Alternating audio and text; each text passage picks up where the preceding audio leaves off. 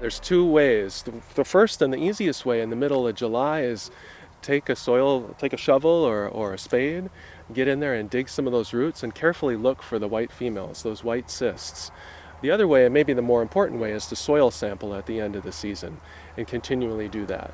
So nematodes are animals like us, so they produce eggs, and there's male and female eggs, and the females will go through that cycle 3 different times. So you turn that life cycle, and each cyst, which is a female worm, has those eggs.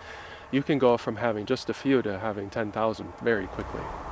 I would say at 10,000 you're probably losing yield even on your better resistant varieties. 10,000 is very high.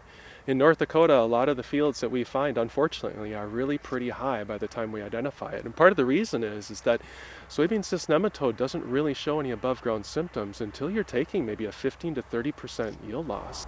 So if you really want to see if you have SCN and if your management tools are working, the best time is around harvest. It can be before harvest or after harvest, but the reason is that SCN is going to go through those 3 cycles. And so it's going to give that SCN a chance to increase its numbers, and so you can really see where you're at.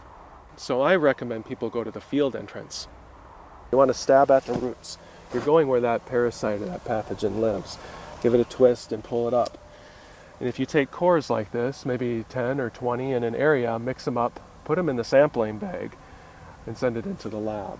And so the sampling bags are all pre-labeled, they're pre-marked, and in this case we're using AgVise and AgVise bags, but the North Dakota Soybean Council is going to cover all the lab fees associated with this.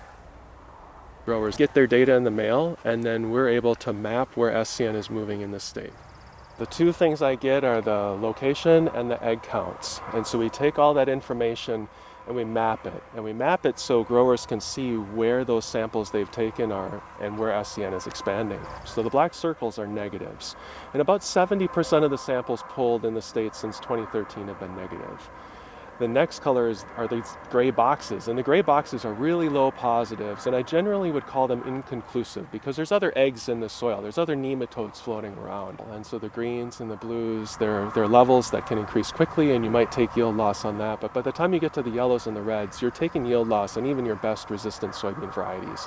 And once you get those levels up to 10 or 20 or 30,000, it becomes a long-term challenge to manage this. You can manage it, you can get those levels down, but it takes many years to do it. It's so much easier if you find it early before you have high levels and manage it right then. So the sooner you find it, the sooner you're going to manage it. You know, we estimate that over time, this program with the North Dakota Soybean Council is probably worth $10 to maybe $100 million for the growers. And this one is a complex problem, and what we really recommend first is to soil sample, figure out where you're at, figure out if the tools are working, get in the field. And the North Dakota Soybean Council supports a program to cover the lab fees for the growers that do that. After that, it's crop rotation. Crop rotation is really important, and the only other susceptible crop in North Dakota is dry edible beans. So anything else is going to work for you. The genetic resistance is good, but you have to think about rotating that or rotating those varieties.